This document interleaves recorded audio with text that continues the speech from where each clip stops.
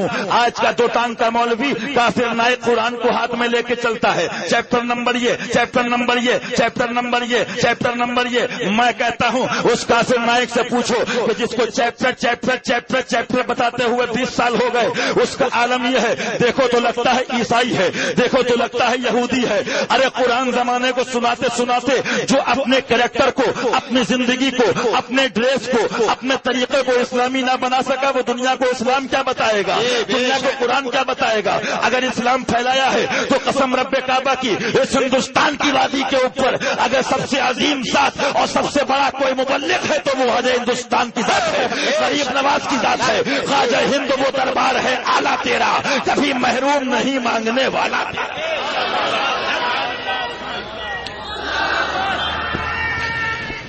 یا رسول اللہ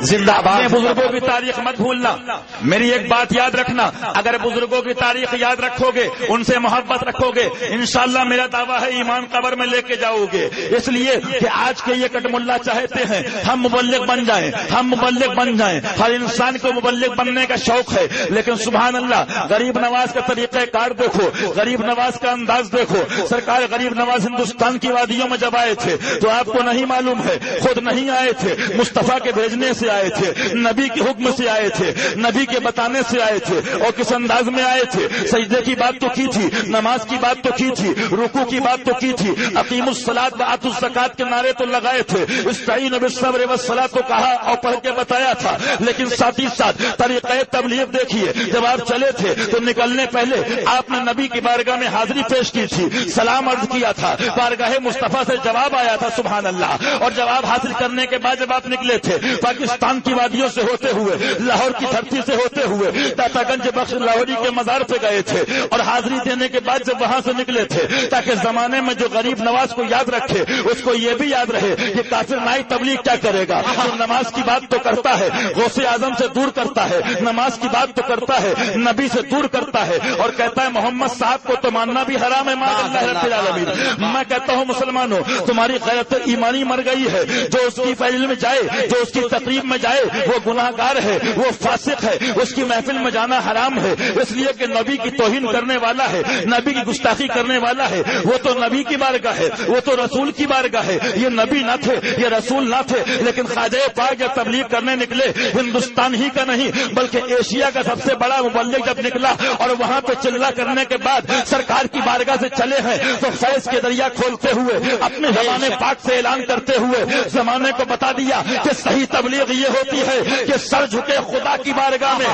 نماز پڑھو خدا کے لیے، نیاز کرو خدا والوں کے لیے۔ اور ہندوستان کے مبلغ اعظم نے غریب نواز نے اعلان کر کے بتا دیا تھا کہ گنج بخش فیض عالم مظہر نور خدا ناقصارہ پیر کامل کامل اعلی رہنما۔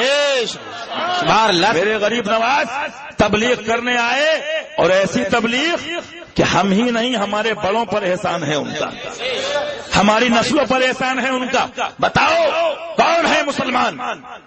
جو بالواسطہ یا بلا واسطہ ان سے فیض نہ حاصل کیا ہو؟ الحمدللہ ہمارا عقیدہ ہے، لیکن مسلمانوں ذرا سوچئے، آج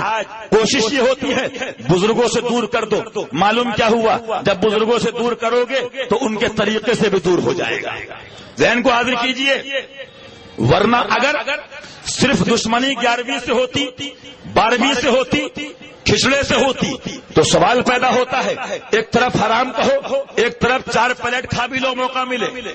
ایک طرف ناجائز کہو، ایک طرف کھچڑا کھا بھی لو۔ معلوم کیا ہوا؟ ان کے یہاں فاتحہ ان کے فتوے میں دلانا حرام و ناجائز ہے، کھانا جائز ہے۔ معاذ اللہ ان کا مذہب دیکھیے آپ، اس لیے انہیں معلوم ہے اگر غوث کی 11ویں ہوگی، نبی کی 12ویں ہوگی، خواجہ کی 6ٹھی ہوگی تو جو نئے بچے گھر میں ہیں وہ بھی پوچھیں گے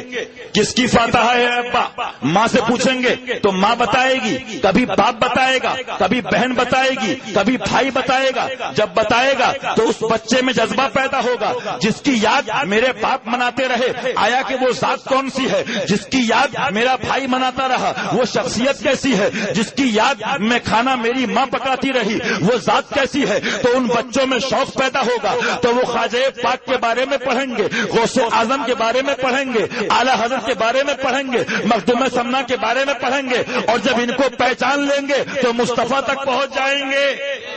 اور جب نبی تک پہنچ گئے تو ایمان سلامت رہے گا، عقیدہ سلامت رہے گا۔ اس لیے دوستو میں آپ سے کہتا ہوں، پہلی بات تو یاد رکھنا، زمانہ چھوٹ جائے لیکن بزرگوں کا دامن مت چھوڑنا۔